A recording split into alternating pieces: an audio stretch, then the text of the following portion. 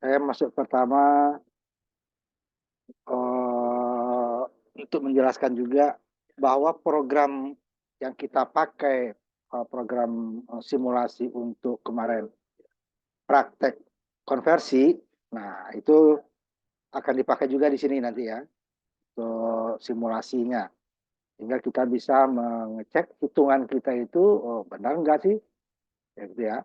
Walaupun nanti seperti saya bilang kemarin, ada selisihnya sedikit untuk komponen-komponen analog. Ya, ada sedikit, tapi tidak sampai cuma berapa persen ya, di bawah 5% kesalahan. Hampir mendekati 1% ya, kesalahannya itu, selisihnya ya. Nah, itu kita untuk mengontrol nanti. Jadi di praktikumnya juga gitu nanti. Saya akan buat 3 waktu semester depan nanti ya.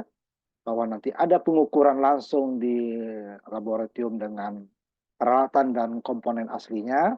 Kemudian sebelumnya kita akan simulasikan dulu supaya nanti hasil pengukuran kita itu tidak salah atau sudah diarahkan gitu ya.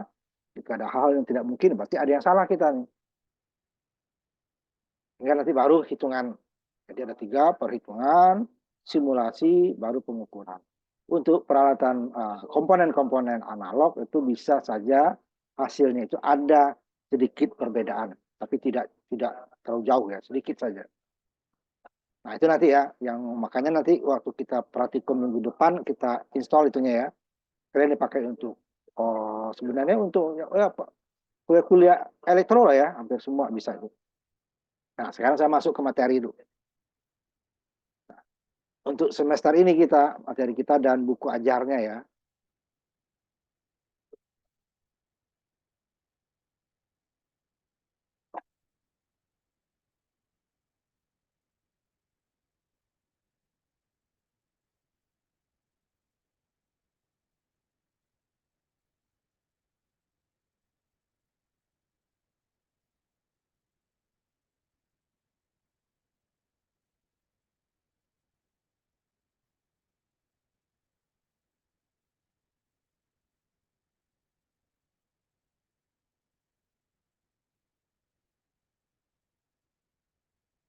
Nah, ini materi kita ya untuk semester ini.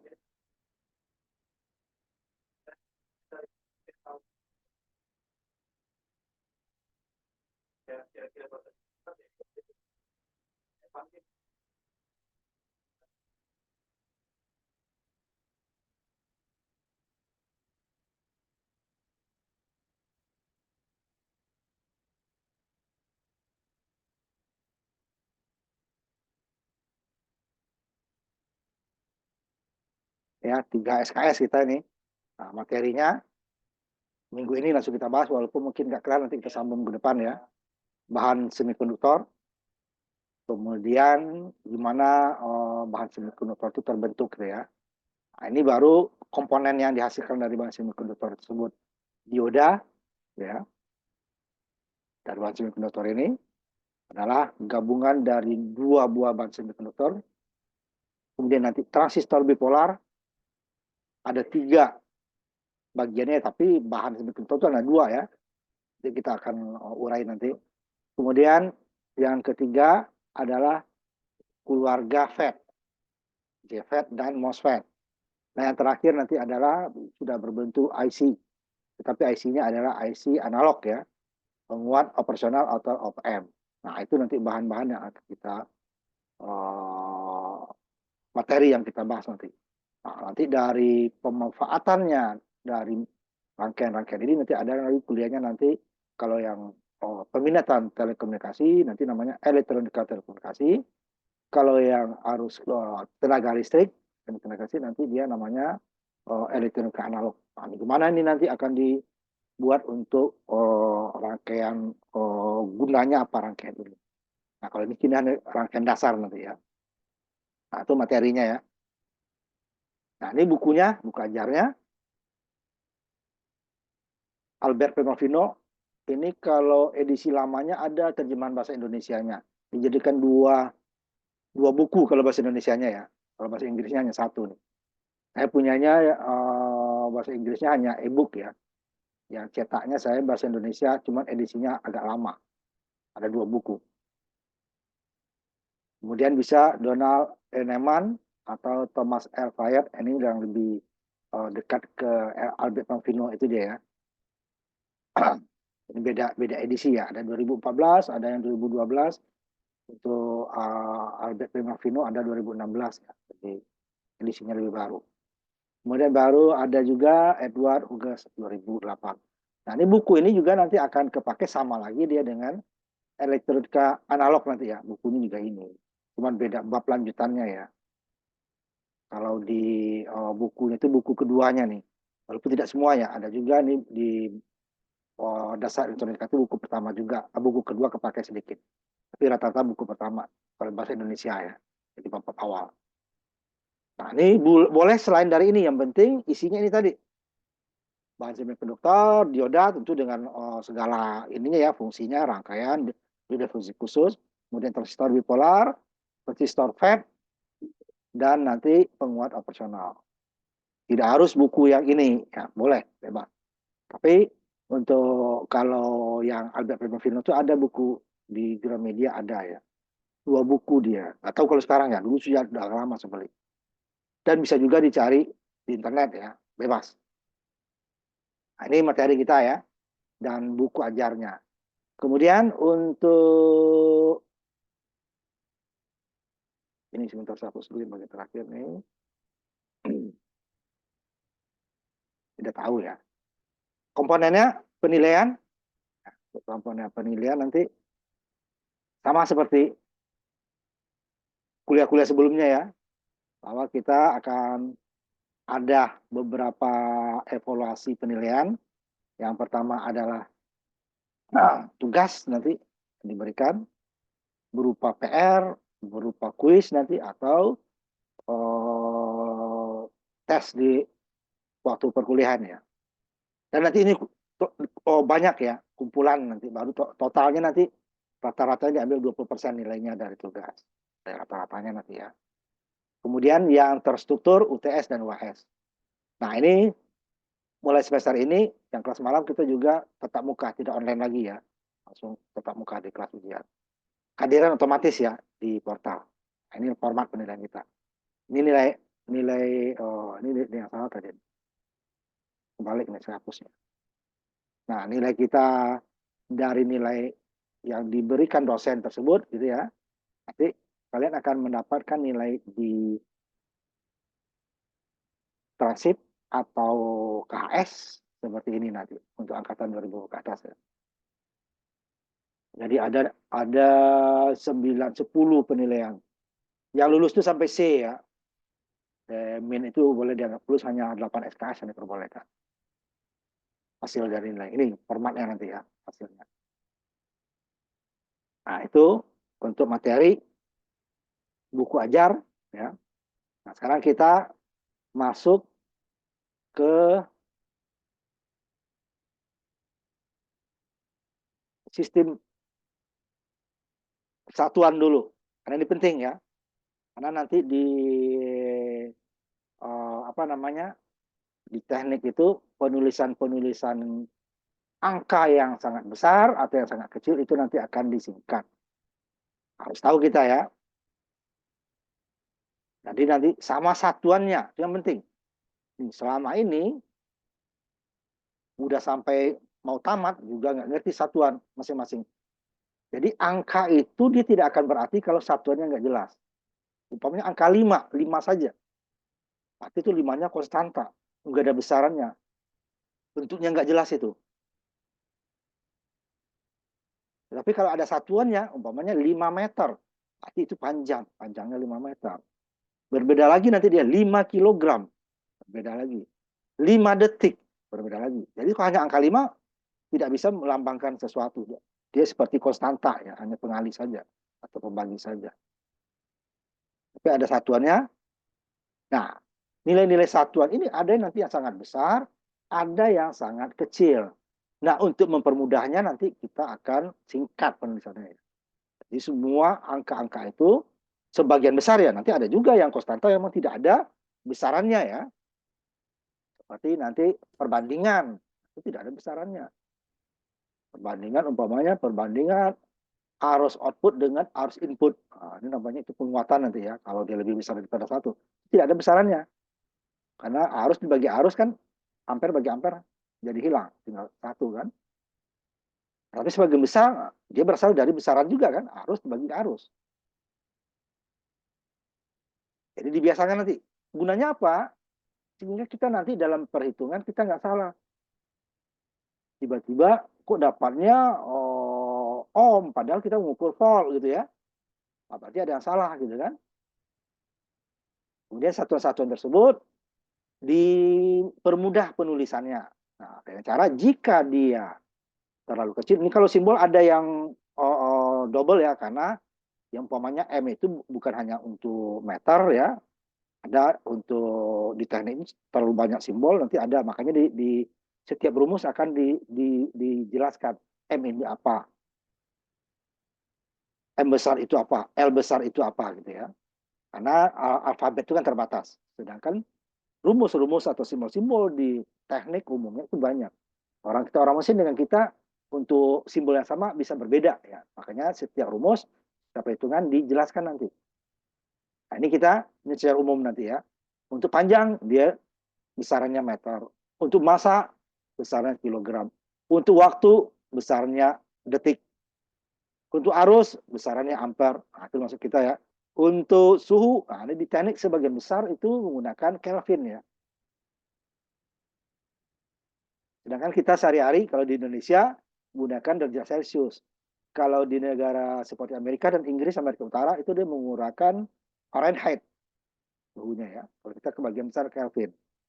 Kemudian intensitas cahaya, candle ya. Nah, seperti itu nanti. Jadi harus disebutkan. Kemudian ada yang tanpa dimensi, seperti radian, yang kita bahas ya. Sudut itu ada dua itunya ya. Ada radian, itu dia berarti dari lingkaran ya. Perputaran.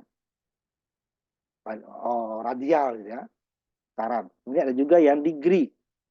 Ya sudut gitu ya.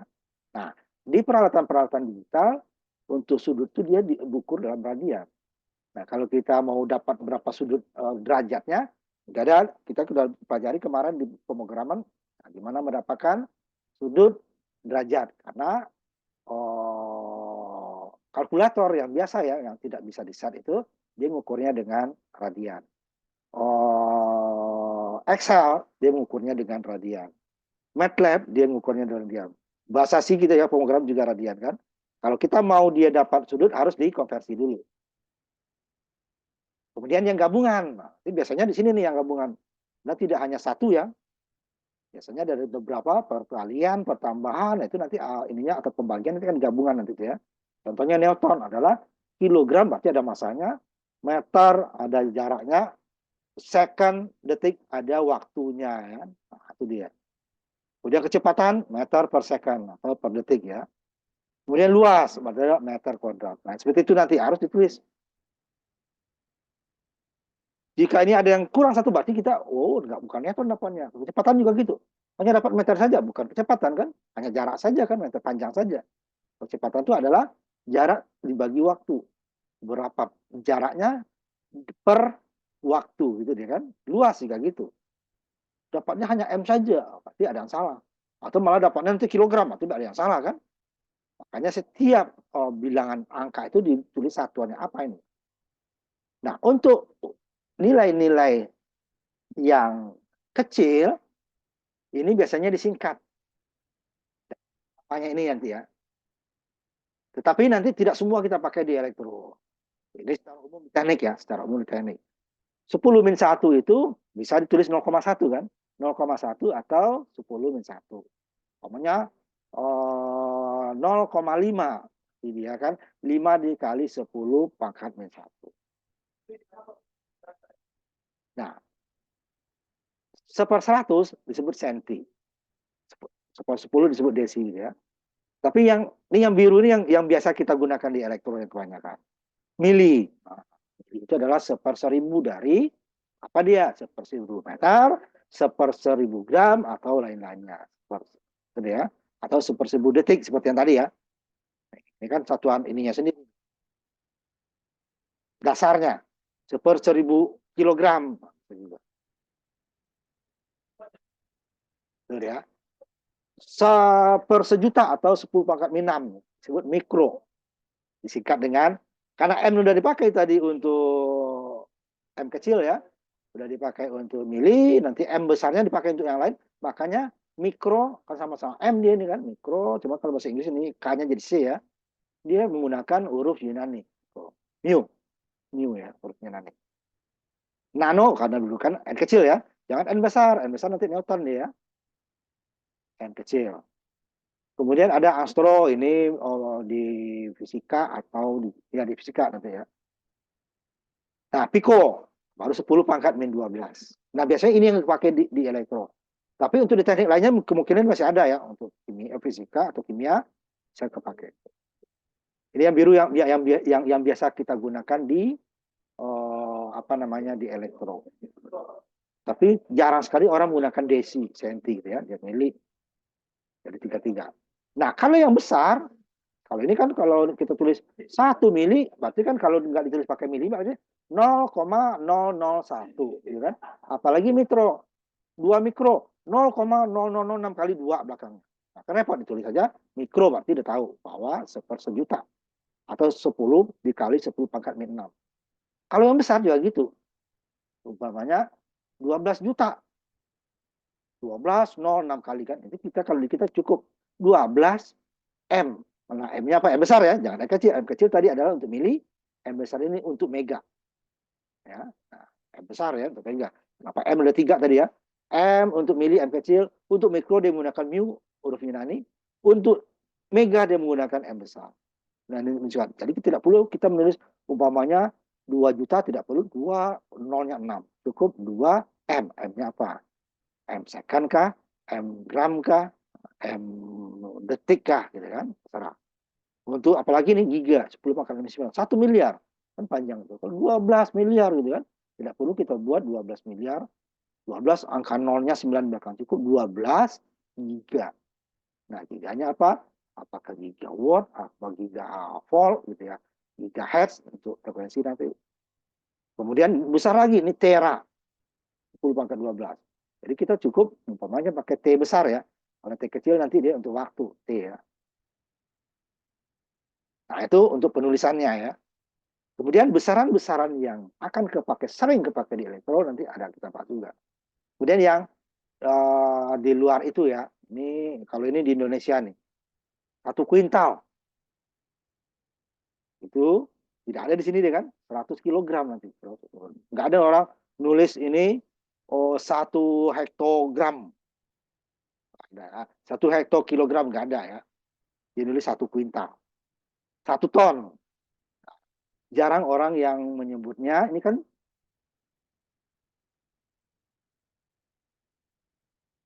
1 ton itu kan 1000 kilo kan.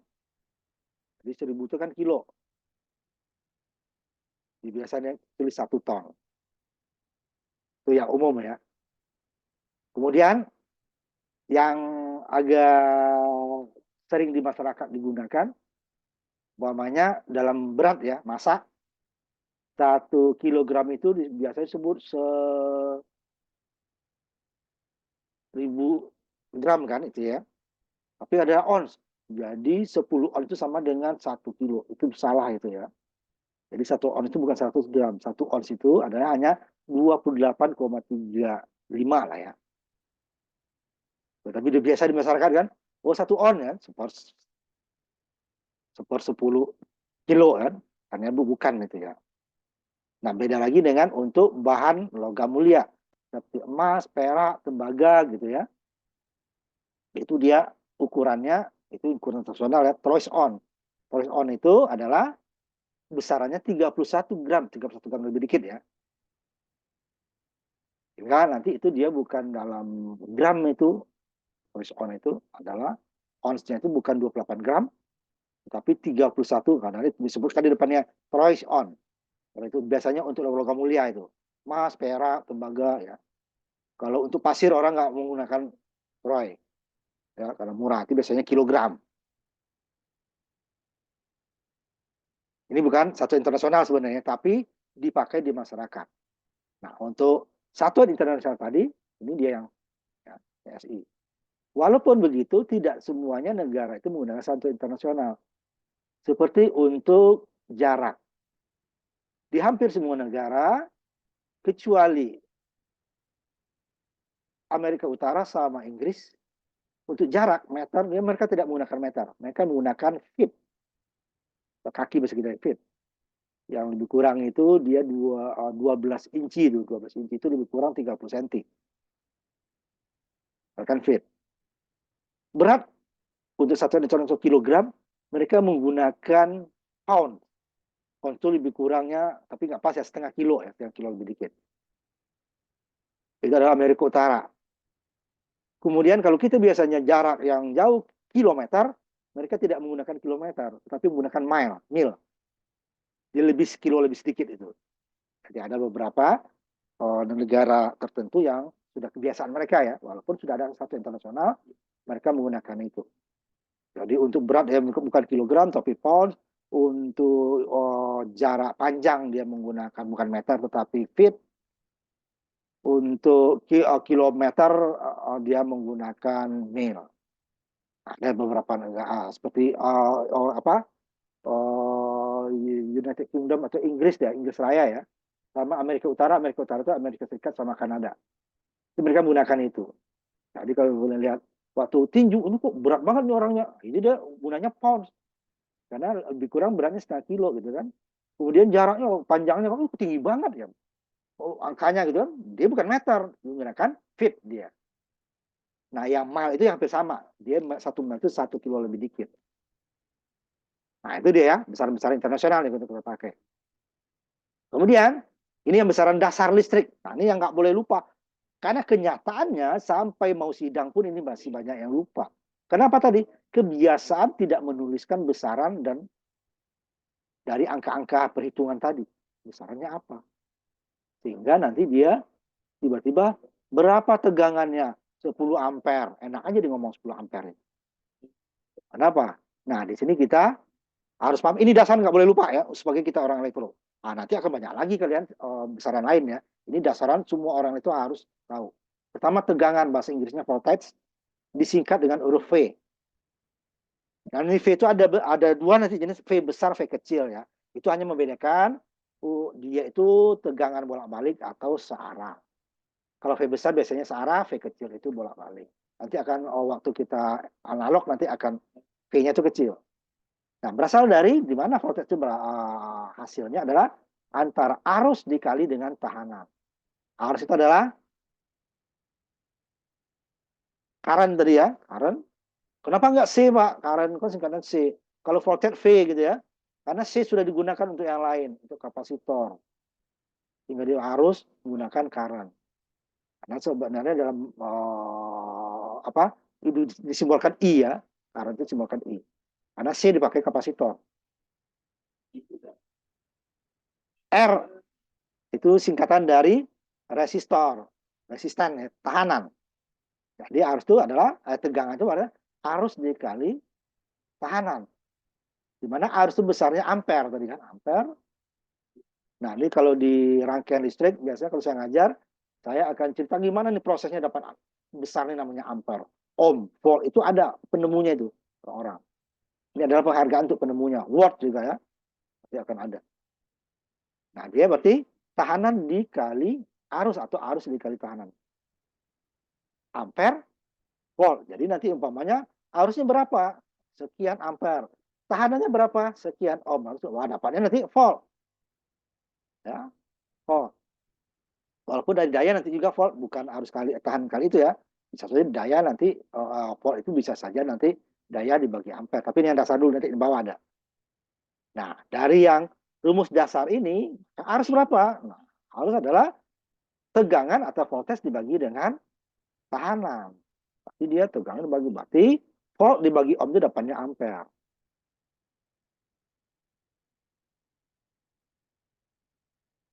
Kita punya tegangan, ada beban, bisa kita mengukur arus. Tetapi yang di atas ini VI dikali R, itu di dalam kenyataannya kita tidak akan pernah dapat. Karena sumber yang ada itu hanya sumber tegangan. V-nya kita dapatkan, bukan I dan R-nya. R-nya ada ya, R benar ya, I-nya. Karena arus itu berasal dari tegangan, loop tertutup dengan ada beban. Kenapa arus? Tidak ada sumber arus. Tetapi kamu belajar di rangkaian listrik, nanti akan ada sumber arus. Arus dependen dan independen nanti. Itu kan itu dalam perhitungan saja ya. Dan kenyataan sumber itu hanya sumber tegangan. Dari mana asalnya? Ya dari pembangkit. Pembangkit tenaga listrik hanya menghasilkan tegangan. Jadi untuk menyampaikan dia baru melewat kabel nanti ada arus. Ya. Dari baterai juga akan berasal sumber tegangan. Ini ya, jadi arus tegangan dibagi tahanan. Kemudian tahanan, ya tadi kan, berasal dari tegangan dibagi dengan arus. Jadi, volt dibagi ampere dapatnya ohm. Volt dibagi ohm dapatnya ampere. Volt ampere dikali ampere dikali ohm dapatnya tegangan. Itu yang dasar, nggak boleh lupa ya. Nah, masing-masing V disimbolkan. Untuk volt, ampere disimbolkan dengan A, ohm disimbolkan dengan huruf omega, huruf Yunani lagi ya, omega.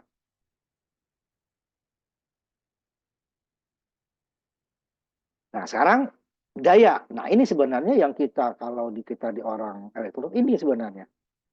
Di rumah kita juga, kita bayar itu adalah dayanya. Bukan arusnya, walaupun dia terpengaruh ya. Ya kalau nggak ada arus, nggak ada daya. Bukan tegangannya, sedangkan R itu adalah beban yang kita pakai. Apakah dia televisi, apakah dia AC, apakah dia mesin air, dan sebagainya ya. Itu adalah bebannya. Daya ini yang kita bayar nanti. Nah, daya itu ada 3. Daya dasar ya, nanti ada lagi. Ini daya realnya ya. Nanti ada daya semu nanti ya. Ini yang kita bayar ke PLN ini. Kita tinggal 10 menit lagi ya. Nanti kita sambung ya ini ya. Kita putus dulu nanti ya. Nanti kita sambung ya. Karena ini baru ini 10 menit lagi nih. Jadi tahu nih kita. Jadi tegangan dikali ampere itu adalah watt.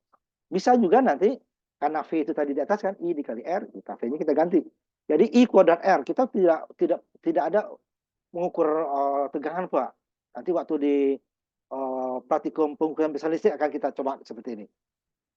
Tidak dengan tegangan bisa, kita hanya punya ampere meter dan kita udah tahu tahanannya. Ya udah I kuadrat dikali R, watt juga. Karena IR ini adalah volt, volt dikali I kuadrat. Atau nanti yang I-nya yang kita ini kan nih. I ada V per R kan? V kali I. I-nya ganti V per R. Jadi V kuadrat dibagi R itu juga. Jadi ampere kuadrat dikali ohm, watt juga. Volt dikali ampere, watt juga. Volt kuadrat dibagi ohm juga watt. Jadi ada 3 ya. Ini yang kita bayar ini nanti. Nah yang kita pakai ternyata itu nanti bukan ini. Dia ada faktor dayanya nanti. Tergantung komponennya ya. Kecuali itu hanya seperti kalau bohlam kita ya, bohlam lampu ya. Nah, itu dia tidak ada faktor dayanya. Ya kita pakai yang bayar yang sama.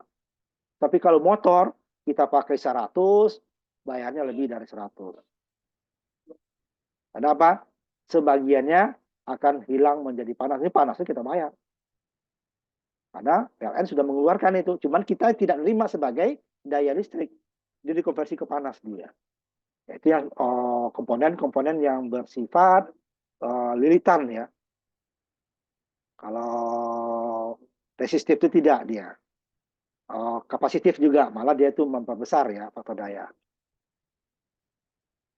Induktif atau lilitan, itulah daya yang akan menghasilkan panas nanti. Sehingga kita pakai 100 volt, 100 watt, bayarnya PLN lebih. Karena sebagian menjadi panas. Atau daya yang dipasok PLN 100 gitu ya, ya kita pakai nggak sampai 100, karena sebagiannya menjadi panas. Nah itu namanya faktor daya nanti. Nah itulah daya-daya dasar ya, rumus-rumus dasar di elektro. Yang nggak boleh lupa ini. Makanya biasakan setiap menulis itu besaran angka itu angka apa? Karena banyak di sini kan, apakah dia tegangan, apakah dia arus, apakah dia tahanan, ataukah apa dia daya. Nanti ada lagi yang lain itu ya. Jadi angka tersebut disambungkan dengan besarannya apa? Besarnya apa? Apakah tadi kilogram, apakah meter, seperti itu ya, biasakan. Sehingga nanti perkalian tadi, jadi kalau ketemunya nanti tegangan apa? Berarti dia harus ada unsur arus atau tahanannya, Atau juga ada nanti unsur daya dan arus. Kalau tidak, dia tidak menjadi tegangan. Itu juga dengan arus. Ada unsur tegangan dan tekanan. Atau bisa jadi daya dan tegangan. Kalau tidak ada unsur itu, dia tidak akan bisa jadi arus. Jika kita bisa langsung ngecek, ini saya hitungan saya benar. Sehingga ada kebiasaan nanti, berapa tegangannya, jangan lagi sekian ohm. Berapa arusnya, sekian volt. Nah, itu kan udah ngaco aja kita kan sebagai orang elektro. Ya, dibiasakan setiap angka itu ditulis besarannya. Kalau dia terlalu besar dan terlalu kecil, kita gunakan penyederhanaannya tadi. Ya, penyederhanaannya tadi. Apakah mili kalau terlalu kecil ya, atau apakah kilo kalau yang besar, ditulis ya. Sehingga kita tidak perlu menulis 0,000 sekian atau menuliskannya nolnya banyak banget gitu ya.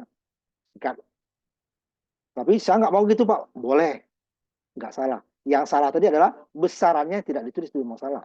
Bisa salah nanti. Tetapi kalau saya mau, Pak, saya nggak mau 5 mili nulisnya 5 mili ampere. 5 M kecil ampere gitu. A ya. Enggak. Saya maunya 0,005 ampere. Boleh. Tapi kebiasaan orang teknik itu biasanya disingkat. Tapi itu nggak salah. Tidak salah ya. Yang salah tadi milinya nggak ada, ampernya nggak ada. Itu yang salah. 0,005 dikali dengan 7,6 gitu. Nah, apa hasilnya itu? Ya, harus jelaskan 0,05-nya apa, 7,6-nya apa. Baru dapat hasilnya ya. Tapi boleh pakai mili atau kilo, mikro, nano atau mega atau apa tadi? Tera, itu terserah. Boleh kamu tulis angka sebenarnya atau disingkat dengan kalau kecil dia mili, mikro, nano, kalau besar kilo, mega, giga. Tapi kalau mau nulis aslinya juga boleh. Yang wajib itu adalah besarannya. Kalau tidak, hasilnya tidak akan ketemu. 4 menit lagi ya kita ini kan. Nah, ini waktunya. Nanti kita keluar dulu sebentar ya. Kita ulang lagi nanti ya. Masuknya ya. Gak apa-apa. Minggu depan saya udah aktifkan lagi itu ya. Sekarang tanggung aktifkan. Nah ini materi pertama kita bahan semikonduktor ya.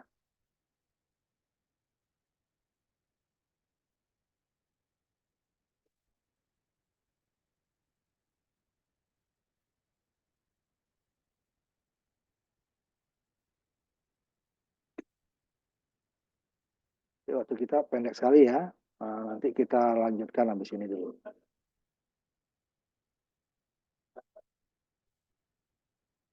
Nah, kita sebagai orang elektro, bahan di bumi ini kita hanya terbagi 3 ya. Yang pertama adalah bahan yang susah dialiri oleh aliran listrik. Itu disebut dengan isolator. Jadi kenapa saya sebut susah? Karena tidak semuanya tidak bisa ya. Jadi yang untuk arus kecil itu dia bisa isolator. Tetapi jika arusnya makin besar itu dia menjadi konduktor nanti kebakar dulu tapi ya. Nah, itu isolator adalah bahan yang susah dialiri listrik sebagai orang elektro kita. Kemudian yang kedua adalah bahan yang sangat mudah dilewati oleh aliran listrik. Itu disebut konduktor. Nah, di antara itu disebut semikonduktor. Jadi semikonduktor itu dia bisa berfungsi ganda. Pada satu saat dia bertindak seolah-olah sebagai isolator.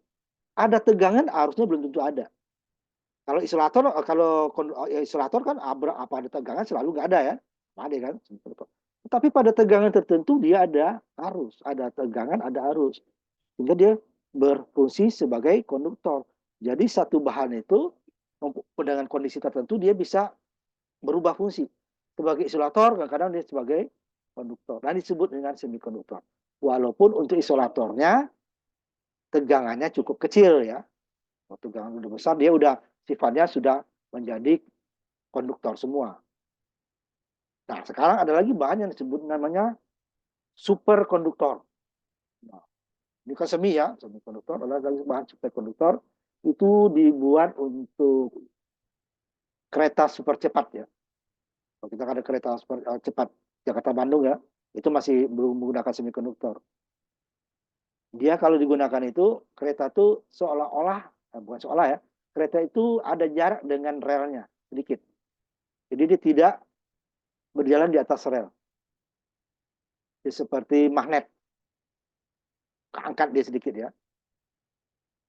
Karena ini untuk kecepatan. Kalau masih dengan rel, pasti masih ada batasnya. Karena nanti ada gaya gesek kan. Nah, saya lihat dulu waktunya ya. Waktu kita. Nah, nanti kita, habis ini kita tutup dulu. Nanti kita buka lagi ya. Link yang sama ya. Habis ini. 1 menit lagi. Kita lanjutkan dulu. Nah, dari orang elektronik kita hanya ini. Bahan yang kita kenal. Tentu dengan orang mesin beda lagi. Karena kita adalah bahan aliran listrik itu terhadap bahan itu apa? Tentu. Dia sebagai penghalang, dia sebagai penyalur, gitu ya. Atau di antaranya barang itu bisa dia menyalurkan pada keadaan tertentu, bisa menghalangi arus pada keadaan tertentu yang lainnya. Nah, ini adalah berdasarkan dari bahannya. Bahan itu berasal dari yang bahan paling kecil adalah atom. Jadi atom yang membuat material tersebut. Nah, saya tutup aja dulu ya, dukaran 1 menit dia daripada mati sendiri ya. Nanti kita tutup dulu 1 menit ya, nanti kita lanjutkan lagi ya. Jam 5:55 ya. Nah, kita tutup dulu. Minggu depan kita